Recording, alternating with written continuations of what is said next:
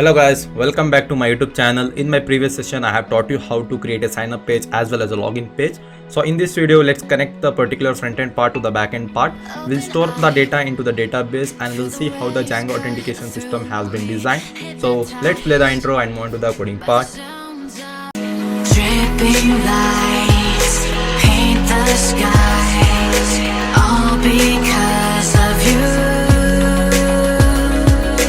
Dripping lights paint the skies, only you.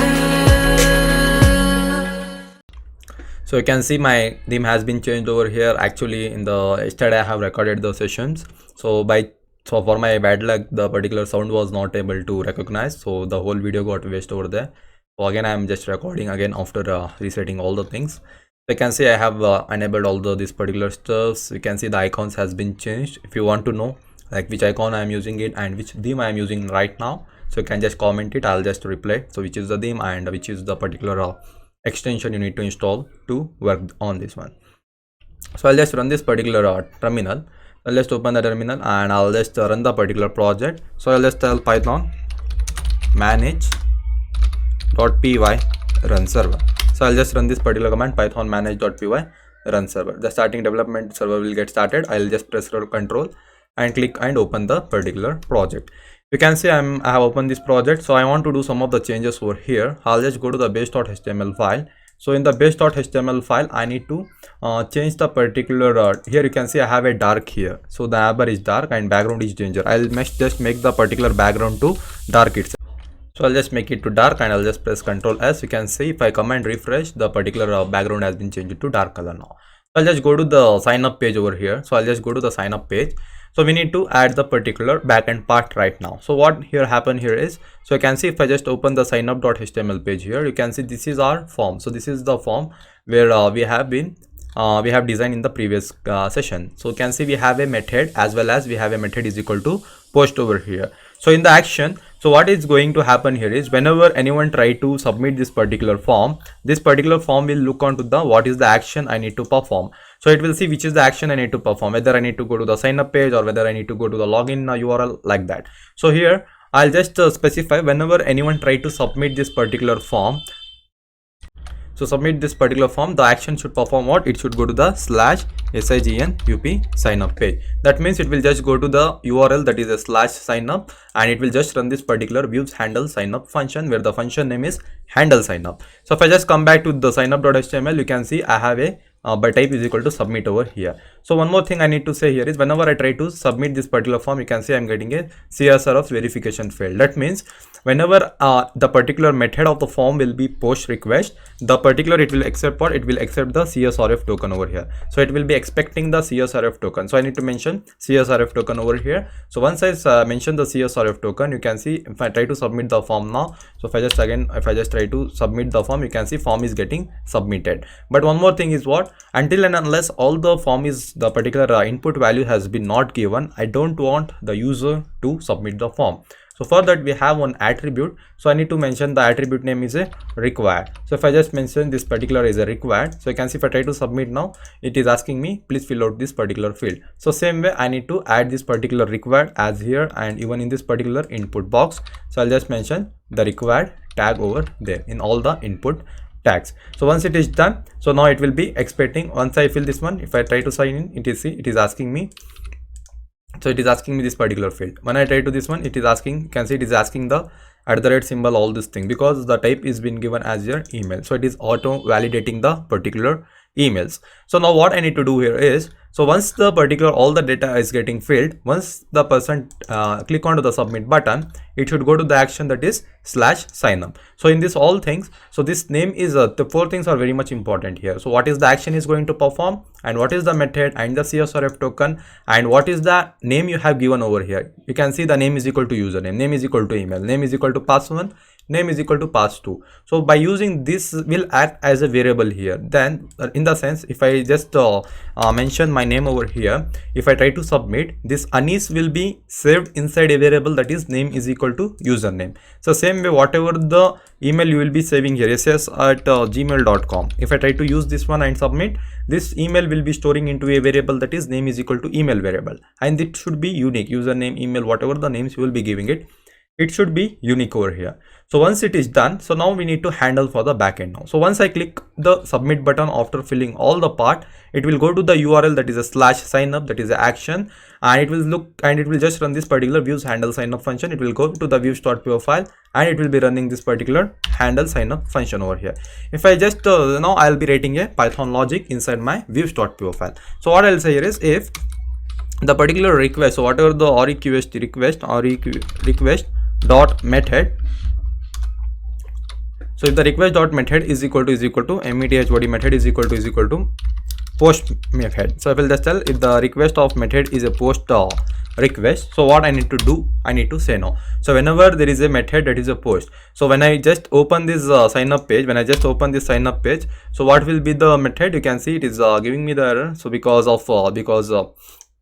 you can see here I have I have a error over here. So I need to just use a pass. So pass means it will just resolve this particular error. So if I come back here, if I refresh, now see, if I just open this page, it is a defaultly, it is a get request. When I try to click onto the button, then only the form will be what? Then only my form will be what? The method is a post request.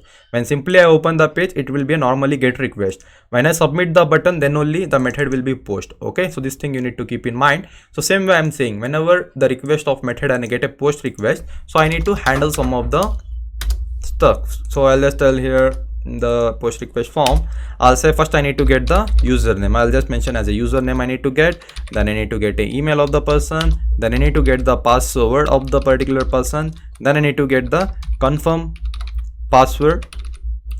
So I need to just confirm the password whether he's just typing perfect or not. So here I'll just tell request, so request dot post dot get. So this is the syntax we can use. So request dot post dot get, what it does means, it will get whatever the value is been filled at the place of a username. So whatever the value will be filled in the place of input, so in the input box, that will be stored inside the username. So this value I'll be tracking inside my views by using this particular command. So this is the particular line of code. So request dot post dot get the username, I need to get the value. So same way I need to get email and password and even the confirm password. I'll just press alt and I am just using multi-cursor functionality over here. So I'll just tell request dot post dot get. So here I need to get, first I need to get the username, then I need to get the email whatever is being stored over here and I need to pass it over here. So same way I need to get the pass1 value over here, I need to just pass the pass1 value over here. So same way what I'll do, so whatever the password 2 is there, I'll just copy this one and I'll just paste it over here. I'll just save it here. So now what I'll do here is I'll just print whether it is working or not. I need to check first. So I'll just tell username comma email as well as a password. So left hand side I'm just using it, and I need to get the confirm password also, whatever the value is being stored. So whatever the form is giving us the value, that I need to check whether it is coming perfectly or not. So once I save this one, so I need to print all the data now. I need to print the username, password and the email as well as a confirm password which I am getting from the form now. So I'll just come back to I'll just save everything from this particular folder. So once I save, I'll go to here, I'll just give the some of the data here. I'll just give Anis, I'll just give arkprocoder@gmail.com. I'll be giving the email, I'll give the password as 123456, and even I'll give 123456 over here. And if I just try to sign in, so you can see form got submitted. So same way I need to check where is the data is been come. You can see in the terminal, so I think it will be visible for you. You can see it will be there. So Anis is there. If I just press control, so you can see Anis is there, and arkprocoder@gmail.com and 123456, even the 123456. That means it is a post request form is getting running. So this is the particular form was just posted. So when request was the post, the data is getting printed. So you can see the data is inside my terminal. Even inside my terminal, data is getting printed over here. That means all the data which is coming from the front end, I'm passing to the back end, and it is working fine over here. So now let's put the particular coding stuff over here now. So now I want to store the data now. So to store the data in the Django, we have a default authentication system of a user table we have. I'll be showing in the few minutes. So you can see the user table we have. In the user table, we have all the attribute, that is a username, email. So username, email, all those things will be there inside my database table, that is even the first name, even the last name. So we'll be passing these attributes values to that particular table. So first I need to import the particular user here. So I'll just tell from the particular so first I'll need to tell from the django.contrib.auth. So we have from django.contrib. So we have in the authentication dot models. In the dot models, mods models, we have, I will just import the particular user table. So I am just importing the user table now. So once it is imported, now I need to just store that particular data inside my user table. That's what I need to do now. So I'll say here, after I'll just come back to the sign up that coding part. Here I'll say whenever I get the particular data, I don't want to print it, I'll just comment this one, just I have shown you for your understanding purpose. So now what I'll do here is, so I'll say whatever the my user, I'll just tell my user is equal to, so I am just importing the whatever the user table I have imported. This was the user table from this particular django.auth.models, which is already enabled inside my Django administrations. So now I'll be using that particular user table. Inside my user table, what I'll say here, for the particular user, I'll just say users user dot objects. What are the objects I'm getting it from the parent, the particular form.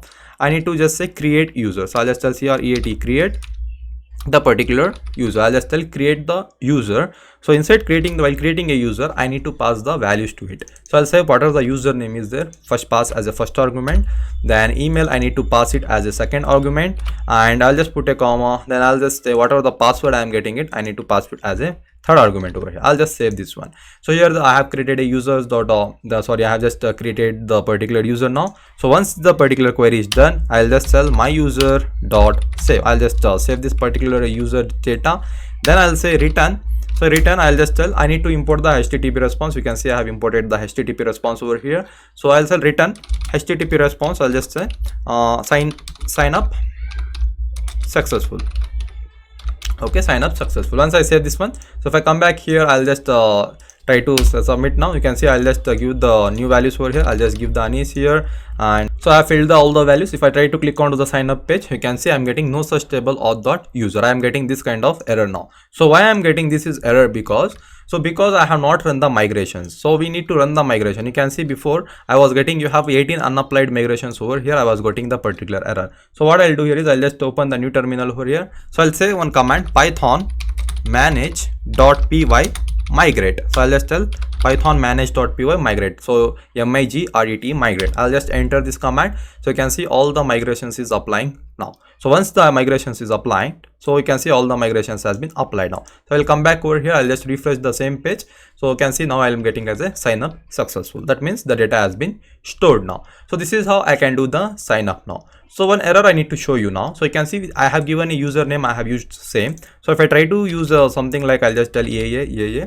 So now the username is already taken over here, and if I try to give the wrong password also, you can see I have not handled this particular stuff now. So first I will handle that particular stuff. So what I'll say here is, so whatever the password I am getting from the particular, I'll just use a if condition here. So I'll say whatever the password I am getting it, so if the above password is not equal to the confirm password, whatever the second confirm password is not doing. So if it's not equal to this one, just press this one plus this equals. So it is automatically, I have enabled some of the extensions, so it is giving like this.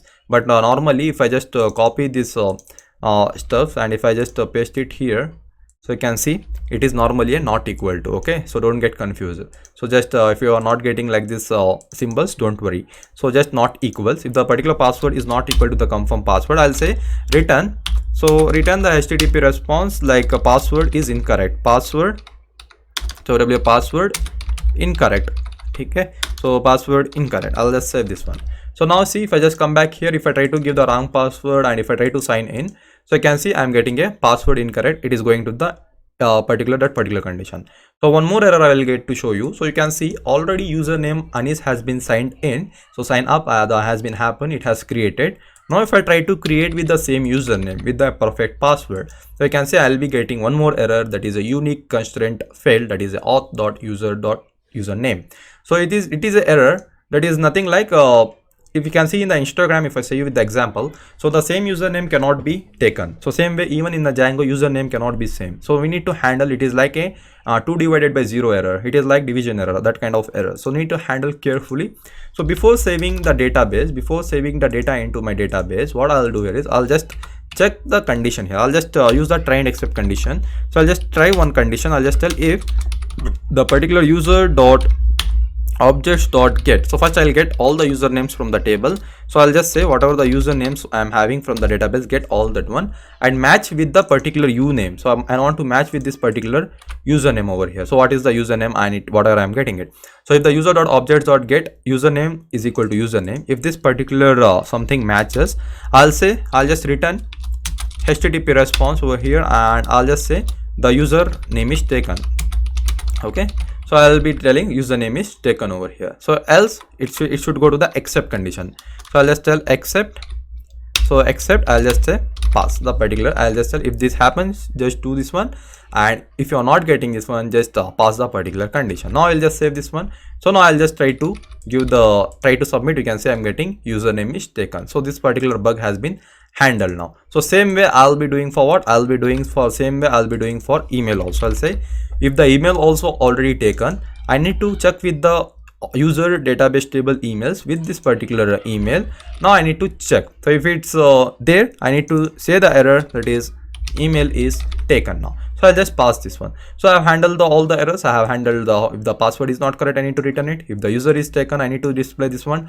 If the email is taken, I need to display this one. And this particular code doesn't work when it's go to the try except conditions. This particular code doesn't work. Okay, when it is happening, if the try block is true, the down code doesn't work. If it fails, it will just save the particular data into our database. So this is how I can handle the particular errors. So now we have seen all this stuff now. So now I need to see where the particular data has been stored. So that is what the main thing. So to go that one, I need to go to the admin page. So if I just do the 127.0.1 port number 8000/admin, if I open, you can say I'm getting a default Django based administration over here. It is I like the most thing, the Django administrations. It has a very beautiful administration panel. So where I can just it has all the create, update, delete functionalities. So now comes, if I say here Anis, and if I try to log in it, so I can say I'm getting error because it is only for the super user admin, the person who is creating a website. Only for him it is, not for everyone. Okay, it is a admin, it is a super user, not the normal user. If you do the normal, if you do the sign up over here, if I just do the sign up over here, and I cannot log in with these credentials inside this database administration. So because it is only for the super user. So I'll just come back to the terminal here. So what I'll do here is, so here I'll just press Ctrl Z, I'll come out of the loop. So now see, so what I'll do here is, now I need to create a super user here. Now I need to create a super user. How I can create a super user? Let's see. So I'll just delete this one, even delete. So I'll just delete this one, even I'll delete. So the first terminal is running, my server is running at the first terminal, you can see, and in the second I have opened this one. So here I need to create a super user. Now to create a super user, I have a command. I'll just tell python manage.py. So create, create super super user. So I need to create a super user here. So I'll just enter this command. So it is asking me the username. So I'll just give the username as ARK, and it is asking me the email address. I'll just tell ark@gmail.com. I'll just use the password as ARK, enter. It is asking the password is very similar to username. I don't have problem. I'll just tell Y and enter it. So you can see the super user is created successfully. It is showing me the command here. So I can just create a number of how many super user you want. You can just create it from this command. So this particular credentials I need to use to log in with the Django administration. Now I'll log in with the credentials. I'll just tell ARK, and I'll just tell ARK here, and I try to log in it here. You can see it is giving me the administration panel over here. So you can see I can visit the site, I can change the password, I can log out from the administration, and you can see I have the 2 authentications and authorization table, that is a group as well as a users. So if I try to click onto the users, you can see I am getting all the data. You can see that before I did a sign up here, so that data has been visible here, Anis and gmail.com, and you can see I can even add the first name as well as the last name. So we'll see later that one. So if I try to click on Udani's, you can see I'm getting all the things, and the password is been hashed over here. I cannot see it, and you can see here the email, and he's the active user, and he's not the super user or a staff user over here. If you want to give some administration credentials, you can make him as a super user, and you can just save it, so he will be designated as a super user. Even he can log in with your administration.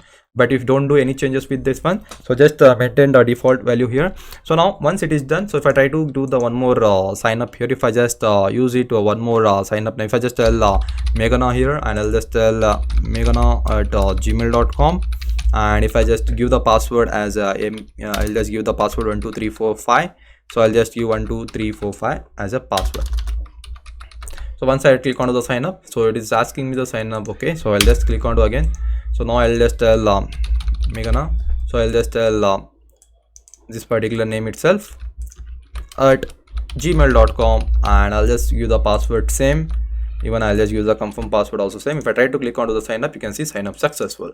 You can see if I refresh this administration, you can see all the data has been visible over here at the database panel. So I can see I can just delete this particular user also. Even I can delete it from here. I can just delete this user. I can just add if I want to add the user, even I can add it over here. I can do a number of things with my database administration. It provides me the whole CRUD functionalities. Okay, so that's all for this video. Now in the next video we'll be seeing it how to display the messages. Now you can see if I just give something like this one, if I just give some wrong password. So if I try to sign in, you can see I'm getting password incorrect. I don't want to show this kind of errors. I want to show something in this particular fashion. If I just go to the github.com, so if I just try to sign in, so if I try to sign in over here, so you can see if I just give the wrong password, it will be visible like incorrect password and username. I want to show this kind of error messages inside my website. So this one will be seeing in my next video. If you like this video, subscribe to my channel and share with your friends, and I'll see you in my next video.